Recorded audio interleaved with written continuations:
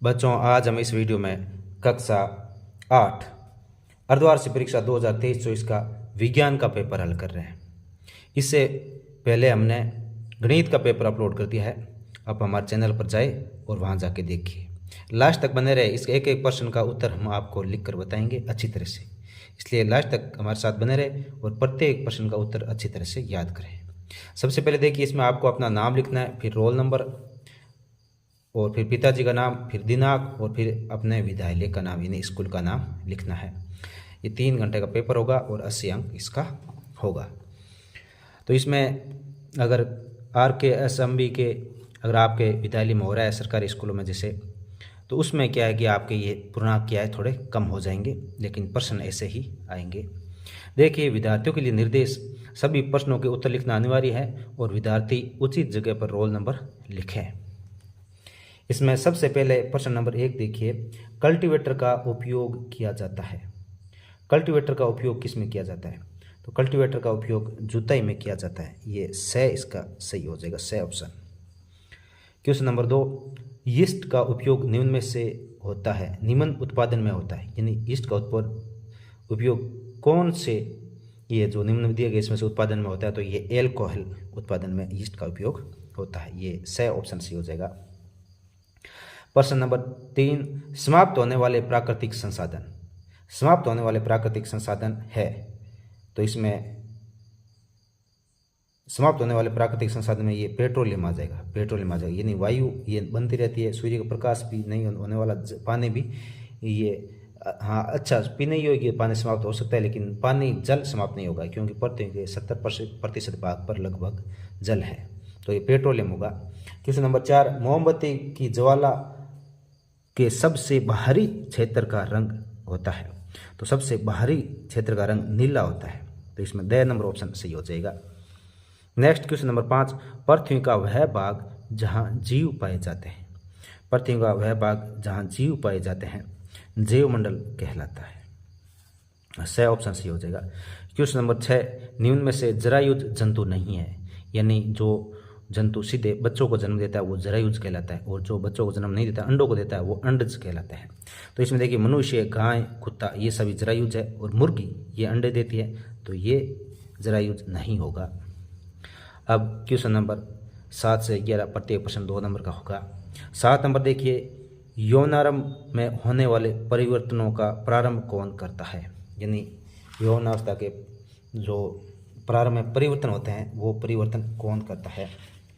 तो यौनावस्था के में प्रारंभ होने वाले परिवर्तनों को प्रारंभ हार्मोन करता है। कौन करता है? हार्मोन। तो देखिए प्रश्न नंबर 7 का उत्तर, यौनारंभ में होने वाले परिवर्तनों को प्रारंभ विभिन्न हार्मोन करते हैं। विभिन्न हार्मोन करते हैं। देख लीजिए अच्छी तरह से, और अच्छी तरह से अपनी नोटबुक में से नोट करें और याद करें। उसके बाद में प्रश्न नंबर 8, पेशीय बल से क्या समझते हो, यानी पेशीय बल क्या होता है? पेशीय बल जो मांसपेशियों द्वारा, हमारे शरीर की जो पेशियां उनके द्वारा जो बल लगाया जाता है वो क्या कहलाता है? पेशीय बल कहलाता है। तो पेशीय बल का देखिए, पेशीय बल हमारे शरीर की मांसपेशियों द्वारा लगाया गया बल पेशीय बल कहलाता है। अच्छी तरह से देखें और अपनी नोटबुक में से नोट करें। हमारे शरीर की मांसपेशियों द्वारा लगाया गया बल पेशीय बल होता है। इस बार में नेक्स्ट क्वेश्चन नंबर 9 देखिए, कर्षण क्या है? तो कर्षण क्या होता है? जो घर्षण बल तरल होते हैं, जो तरल द्रव पदार्थ होते हैं, उनके द्वारा जो बल लगाया जाता है वो कर्षण कहलाता है। तरलों द्वारा लगाए गए बल को कर्षण कहते हैं। तो देखिए प्रश्न नंबर 9 का उत्तर, तरलों द्वारा लगाए गए घर्षण बल को कर्षण कहते हैं। अच्छी तरह से देखें, अपनी नोटबुक में से नोट करें। तरलों द्वारा लगाए गए घर्षण बल को कर्षण कहते हैं। इसके बाद में क्वेश्चन नंबर 10 देखिए, शोर किसे कहते हैं? शोर किसे कहते हैं? अप्रिय ध्वनियों को शोर कहते हैं। अप्रिय ध्वनि, यानी शोर होगा तो वो हमें अच्छा नहीं लगेगा, तो वो अप्रिय ध्वनि होती है। वो प्रिय ध्वनि होती है, उसे संगीत कहते हैं। तो ये क्वेश्चन नंबर 10 का उत्तर देखिए, अप्रिय ध्वनियों को शोर कहते हैं। प्रश्न नंबर 10 का उत्तर अच्छी तरह से देखें। अप्रिय ध्वनियों को शोर कहते हैं। इसके बाद में क्वेश्चन नंबर 11 देखिए, किन्हीं 4 द्रवों के नाम लिखिए जिनमें विद्युत का चालन होता है। जिनमें विद्युत का चालन होता है, यानी ऐसे द्रव जिनमें क्या विद्युत का चालन होता है, यानी करंट जिसमें आता हो। तो इसमें प्रश्न नंबर 11 का देखिए, विद्युत का चालन करने वाले द्रव, विद्युत का चालन करने वाले द्रव, नींबू का रस, सिरका, चूने का पानी, सोडियम हाइड्रोक्साइड का विलयन, ये सभी क्या है इसमें ये विद्युत का चालन होता है। यानी इनमें अगर विद्युत धारा लगा दे और अपने हाथ डालेंगे तो करंट आएगा। नींबू का रस, सिरका, चूने का पानी और सोडियम हाइड्रोक्साइड का विलयन, ये 4 चीज़ें हैं। अच्छी तरह से इन्हें नोट करते जाए। प्रत्येक प्रश्न का उत्तर बहुत ही अच्छी तरह से लिखकर हम आपको बता रहे हैं। आप ज़्यादा से ज़्यादा शेयर करें अपने दोस्तों के साथ, वीडियो को ज़्यादा से ज़्यादा शेयर करें ताकि आपके दोस्त भी समय पर अपने तैयारी कर सके एग्जाम की। इसके बाद में क्वेश्चन नंबर नेक्स्ट आता है 12। अब ये 4 नंबर के क्वेश्चन आएंगे सारे आगे। तड़ित से अपनी सुरक्षा के 3 उपाय बताइए। तड़ित यानी जब बिजली गिरती है बारिश के समय में तड़ित चालक जिसे कहते हैं, उससे अपनी सुरक्षा के 3 उपाय बताने हैं। तो इसमें देखिए, तड़ित से सुरक्षा के उपाय, तड़ित से सुरक्षा के उपाय, क्वेश्चन नंबर 12 का उत्तर ये देखिए, तड़ित की गर्ज सुनते ही किसी मकान अथवा भवन में चले जाना चाहिए। यानी जैसे हमें बारिश के समय गर्जना सुनाई देती है तो हमें तुरंत मकान के अंदर चले जाना चाहिए। यदि हम किसी कार अथवा बस द्वारा यात्रा कर रहे हैं, कोई कार या बस में यात्रा कर रहे हैं, तो वाहन की खिड़कियां व दरवाजे बंद कर लेने चाहिए। वाहन की खिड़की और जो दरवाजे वो बंद कर लेने चाहिए। उसके बाद में तीसरा है, यदि हम किसी खुले क्षेत्र में हैं तो हमें सभी वृक्षों से दूर चले जाना चाहिए। यानी बड़े बड़े जो पेड़ होते हैं उनसे हमें दूर चले जाना चाहिए खुले के अंदर। ये 3 तरीके से सुरक्षा के उपाय अच्छी तरह से देखें, अपनी नोटबुक में इन्हें नोट करते जाए।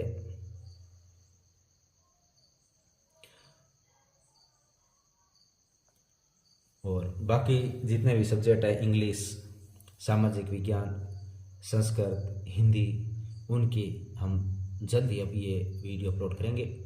और वार्षिक परीक्षा यानी बोर्ड एग्जाम जब होगा उससे बहुत समय पहले ही आपके जो महत्वपूर्ण प्रश्न उत्तर हैं वो भी अपलोड किए जाएंगे, और महत्वपूर्ण और मॉडल पेपर है वो भी अपलोड किए जाएंगे, और एग्ज़ाम से पहले जो एग्ज़ाम आने वाले क्वेश्चन वो भी अपलोड किए जाएंगे।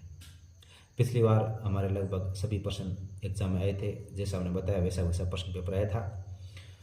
अब इसके बाद में क्वेश्चन नंबर 13 देखिए, परावर्तन के नियम लिखिए। इसमें क्या है, परावर्तन के नियम लिखिए। परावर्तन के नियम, परावर्तन के नियम आपको याद होना चाहिए बहुत ही अच्छी तरह से। इन प्रश्नों को याद करें, ये एक बहुत ही महत्वपूर्ण प्रश्न है। देखिए इसमें परावर्तन के नियम है, आपतन कोण सदैव परावर्तन कोण के बराबर होता है। आपतन कोण सदैव परावर्तन कोण के बराबर होता है। आपतित किरण परावर्तित किरण तथा परावर्तन पृष्ठ पर आपतन बिंदु पर खींचा गया अभिलंब एक ही तल में होते हैं। यानी आपतन कोण सदैव परावर्तन कोण के बराबर होता है। आपतित किरण परावर्तित किरण तथा परावर्तन पृष्ठ पर आपतन बिंदु पर खींचा गया अभिलंब एक ही तल में होते हैं। एक ही तल में होते हैं। ये परावर्तन, देखिए इसमें ये चित्र बनाया, इसमें ये आपतित किरण है और ये परावर्तित किरण है। ये इधर से जो आ रही है, ये देखो ऐसे लगा हुआ है, आ रही है तो आपतित किरण, और ये परावर्तित होते हैं परावर्तित किरण। जो जहाँ पे ये दूसरे से इस पे परावर्तन जो पृष्ठ है इससे टच हो रही है उसके ऊपर एक अभिलंब खिंचा, ये अभिलंब है। तो ये कोण आपतन कोण और ये परावर्तन कोण, ये दोनों बराबर होते हैं। तो आपतन कोण सदैव परावर्तन कोण के बराबर होता है, यानी ये जो आपतन कोण है ये परावर्तन कोण के बराबर होगा। और आपतित किरण परावर्तित किरण और अभिलंब तीनों एक ही, ये जो बिंदु है उस बिंदु पर एक तल में एक बिंदु पर स्थित होता है। तो ये तीनों एक जगह, यहाँ पे ये, यहाँ पे ये और यहाँ पे ये अभिलंब है। इसके बाद में क्वेश्चन नंबर 14 देखिए, हमारे जीवन में सूक्ष्म जीवों के कोई 4 उपयोग लिखिए। सूक्ष्म जीवों के हमारे जीवन में क्या उपयोग है वो हमें लिखना है। कोई 4 उपयोग सूक्ष्म जीवों के हमें लिखना है। तो बहुत सारे उपयोग सूक्ष्म जीवों के आप आसानी से लिख सकते हो। जैसे सूक्ष्म जीवों में दूध से दही बनाने में काम आता है, टीके वैक्सीन बनाने में काम आता है, बायोगैस या कंपोस्ट खाद बनाने में सूक्ष्मजीवों की महत्वपूर्ण भूमिका होती है। सूक्ष्मजीव वायुमंडलीय नाइट्रोजन का स्थिरीकरण भी करते हैं। तो इस प्रकार से लिख सकते हो, ये देख लीजिए अच्छी तरह से और इन्हें नोट करें। प्रश्न नंबर 14 का उत्तर है ये। हमारे जीवन में सूक्ष्म जीवों की उपयोग। लैक्टोबैसिलस नामक जीवाणु दूध को दही में परिवर्तित कर देता है। नेक्स्ट, सूक्ष्म जीवों से टीके वैक्सीन का उत्पादन बड़े स्तर पर किया जाता है। नेक्स्ट, बायोगैस तथा कंपोस्ट बनाने में सूक्ष्म जीवों की भूमिका महत्वपूर्ण होती है। नेक्स्ट चौथा देखिए, सूक्ष्म जीव व नीले हरे शैवाल वायुमंडलीय नाइट्रोजन का स्थिरीकरण करते हैं।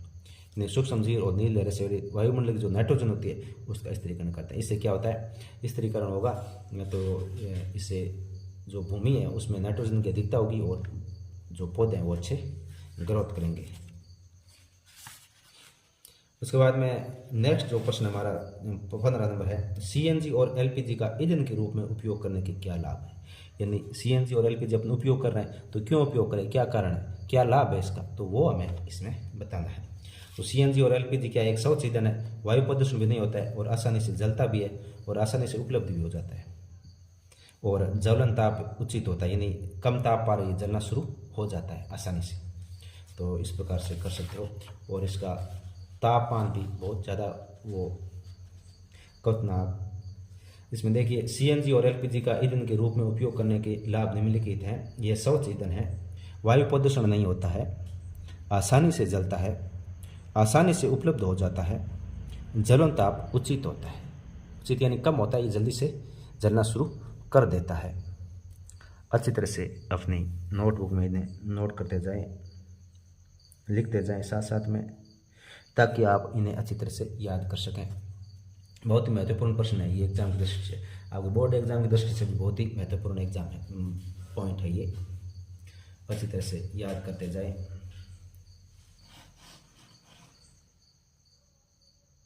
सुंदर तरीके से लिखें, देख लीजिए आराम से। इसके बाद में नेक्स्ट क्वेश्चन नंबर 15 हो गया, ये सीएनजी एलपीजी हो गया। 16, मोमबत्ती की ज्वाला का नमक चित्र बनाइए। यानी मोमबत्ती का नमक चित्र बनाना है। तो इसमें ये देख लीजिए, मोमबत्ती का नमक चित्र आराम से। इसमें ये मोमबत्ती है और इसमें जो ये भाग है, ये बाहर का भाग है, ये नीला होता है, सबसे गर्म भाग होता है। बाहरी भाग नीले कलर का होता है, ये सबसे ज़्यादा गर्म होता है। और उससे अंदर जो पीले कलर का होता है वो आंशिक दहन होता है, यानी बहुत कम जलन होता है। ये जलता तो पीले रंग का भाग होता है, ये इसकी वजह से कम गर्म होता है। और सबसे बीच का भाग ये क्या है, ये काला भाग है, सबसे कम दहन इसमें होता है। काला भाग सबसे कम दहन होता है, इससे ज़्यादा इसमें दहन होता है और सबसे ज़्यादा दहन इसमें होता है बाह्य नीले भाग में।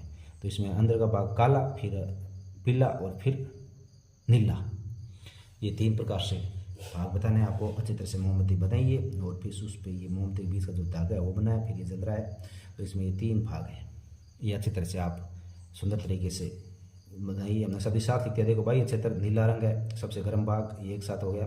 फिर आंशिक दहन होता है पीला भाग और फिर सबसे कम दहन काला भाग। इन तीनों भाग के नाम इसमें लिख रखे हैं ब्रैकेट में, देखो, और ये नीला भाग है।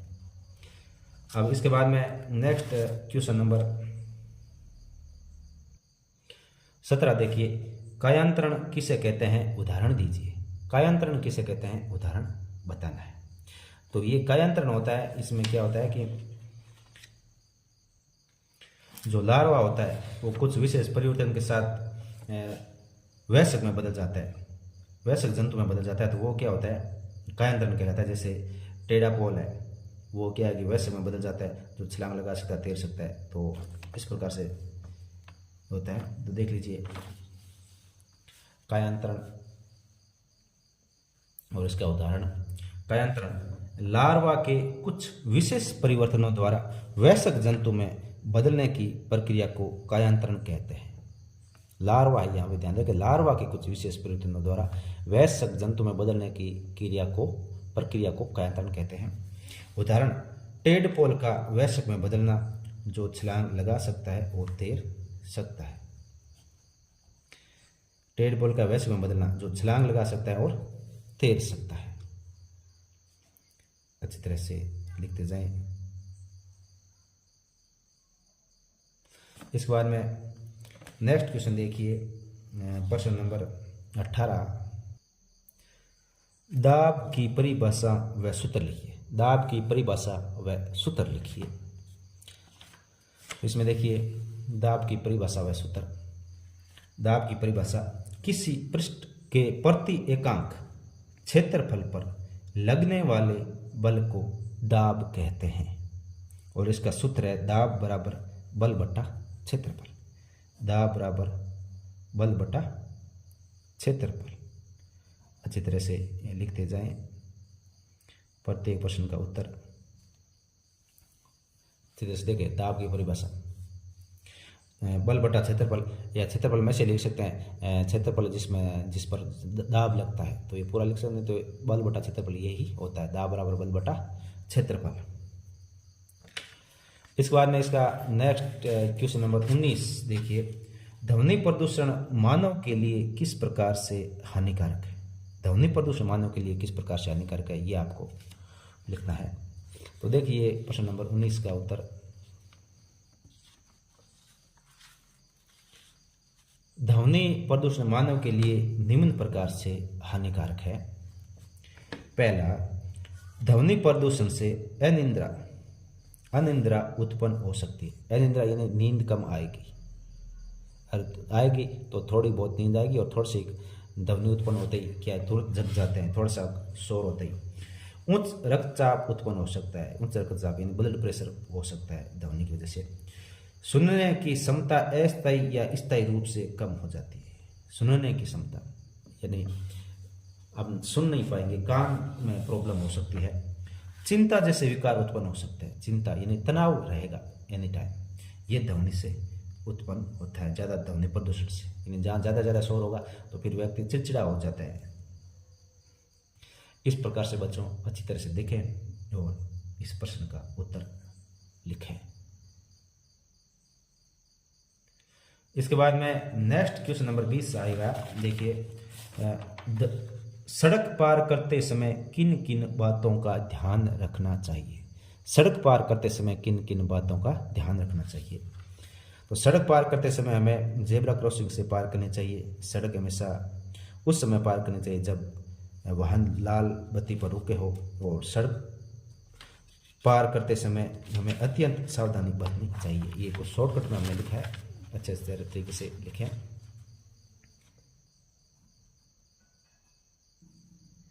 तो देखिए इसमें पहला, सड़क पार करते समय हमें निम्नलिखित बातों का ध्यान रखना चाहिए। तो इसमें 1 नंबर है, सड़क हमेशा जेब्रा क्रॉसिंग से ही पार करनी चाहिए।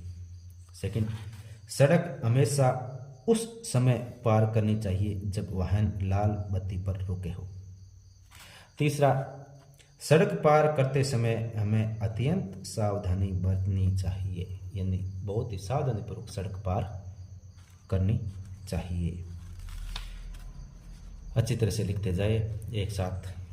और इसके बाद में नेक्स्ट जो क्वेश्चन नंबर 21 है, 21 में मानव नेत्र का नामांकित चित्र बनाइए। मानव नेत्र यानी जो आपकी आँख है उसका नामांकित चित्र बनाना है।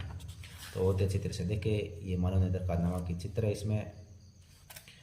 इसमें मानव नेत्र का नामांकित चित्र बनाइए। तो ये मानव नेत्र का नामांकित चित्र है। तो इसमें ऐसे बनाना है। इसमें ये पेशी पक्षापेशियाँ, जिससे ये जो है ना इसका लेंस, आँख का लेंस जिससे ये पकड़ रखा है, ये पेश है, इसको बोलते हैं पक्षापेशियाँ।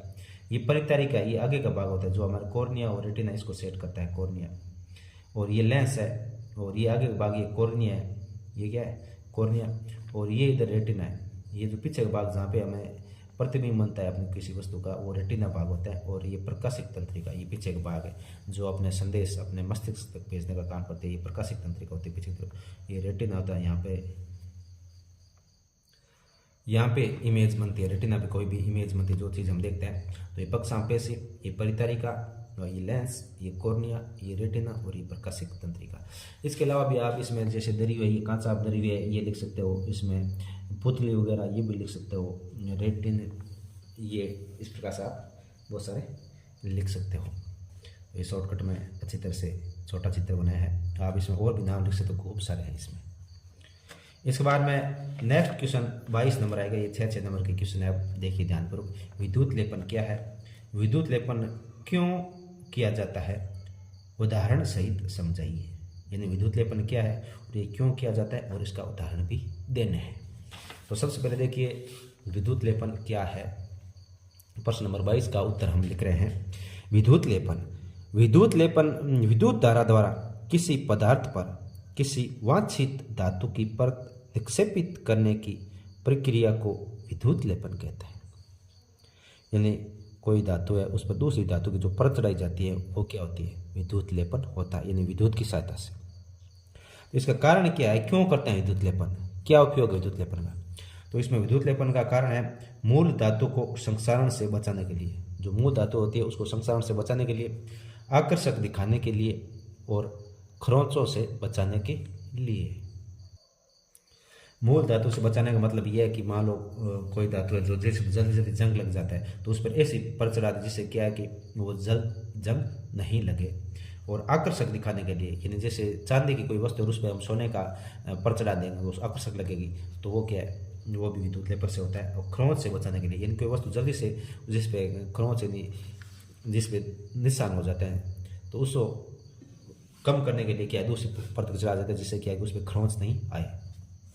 और इसका उदाहरण देना है तो उदाहरण देखिए, चांदी के आभूषणों पर विद्युत लेपन विधि द्वारा ही सोने का लेप चढ़ाया जाता है। यानी चांदी का जो कोई वस्तु होती है तो उस पर हम सोने का जोड़ बोलते हैं जिसे, तो वो विद्युत लेपन विधि से चढ़ाते हैं जिससे क्या बोलते हैं, विद्युत लेपन ही बोलते हैं।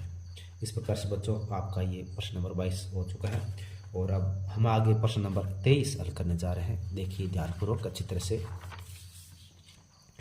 वर्णन कीजिए घर्षण किस प्रकार से मित्र और शत्रु दोनों है। यानी घर्षण बल के बारे में आप जानते हो, घर्षण का क्या उपयोग है, क्या हानियां हैं, तो किस प्रकार से शत्रु है, यानी इसके घर्षण की क्या क्या हानियां हैं वो तो है शत्रु में आ जाएगा। और मित्र में घर्षण के क्या क्या लाभ है, अगर घर्षण नहीं होगा तो क्या होगा। तो जैसे शत्रु में तो आप ऐसे कह सकते हो, जैसे कोई हम जैसे अपन चंपल जूते पहन के चल रहे हैं तो अपने चंपल जूते चलते हैं तो घिस जाते हैं, तो वो क्यों घसते हैं, क्योंकि घर्षण बल के कारण घर्षण उत्पन्न होता है। जो मशीनें होती हैं उनके कलपुर्जे घिस जाते हैं, मशीनों की जो काम कार्य करते करते घिसने के कारण उनकी जो दक्षता है वो भी ह्रास हो जाता है। और कुछ जो ऊष्मा की मात्रा जितनी चाहिए वो ऊर्जा की, उसमें से कुछ मात्रा जब मशीनें गर्म होती हैं तो उस रूप में चली जाती है। इस प्रकार से ये इसकी कमी है। और मित्र के रूप में क्योंकि ये हमारे चलने में सहायता करना है, लिखने में पेन से हम लिखते हैं तो ये घर्षण बल के कारण हम लिख पाते हैं। ब्लैक बोर्ड पर लिखते हैं तो ये घर्षण बल के कारण लिख पाते हैं।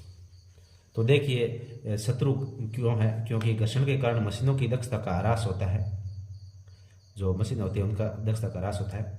घर्षण के कारण गति करती हुई वस्तुएं की ऊर्जा की काफ़ी मात्रा उष्मा ऊर्जा के रूप में व्यर्थ चली जाती है। यानी कोई वस्तु गति कर रही है, गति करेगी तो वो गर्म होगी, गर्म क्यों होगी, क्योंकि घर्षण के कारण हो रही है। और गर्म होगी तो उसकी जो ऊर्जा है वो उस उष्मा ऊर्जा के रूप में चेंज हो जाएगी, क्योंकि गर्म होकर धीरे धीरे वो क्या उष्मा ऊर्जा के रूप में चेंज हो जाती है। तो उसमें ऊर्जा का थोड़ा ह्रास ज़्यादा हो जाता है, व्यर्थ ज़्यादा जाती है। घर्षण के कारण मशीनों का गतिमान भाग घिस जाता है, यानी घर्षण के कारण जो भाग लगातार चलते रहते हैं वो घिस जाते हैं। तो ये सब घर्षण के कारण, इस प्रकार से ये शत्रु है। और मित्र क्यों है, तो इसकी देख लीजिए, घर्षण बल हमें पृथ्वी पर चलने में सहायता करता है। घर्षण बल है तभी हम चल पाते, नहीं तो हम चल नहीं पाएंगे। सेकंड देखिए, कागज की सतह व पेन के शीर्ष के मध्य घर्षण बल हमें लिखने में सहायता करता है। ये कागज और ये पेन है, इस पे लिखने में सहायता किसकी वजह से हम लिख पा रहे हैं, घर्षण के कारण नहीं लिख पा रहे। घर्षण नहीं होता हम लिख नहीं पाएंगे। और फिर घर्षण बल के कारण हम चौक से ब्लैक बोर्ड पर लिख पाते हैं। ब्लैक बोर्ड पर जो लिखते हैं वो भी घर्षण के कारण ही होता है। इस प्रकार से घर्षण शत्रु और मित्र है। अच्छी तरह से नोट्स बना के हमने बताया, इसी प्रकार से आप सुंदर तरीके से लिखते जाए। इसके बाद में क्वेश्चन नंबर 24 देखिए, वनोन्मूलन क्या है, इसके कारण व प्रभाव क्या है। वनोन्मूलन क्या है, इसका कारण और प्रभाव बताना है। तो वनोन्मूलन क्या है, इसके कारण और प्रभाव देखिए। वनोन्मूलन है क्या, पहले तो ये परिभाषा आपको लिखनी आनी चाहिए, फिर उसके बाद में इसका कारण क्या है, क्यों कहते हैं वनोन्मूलन, और फिर इसका परिणाम क्या होगा।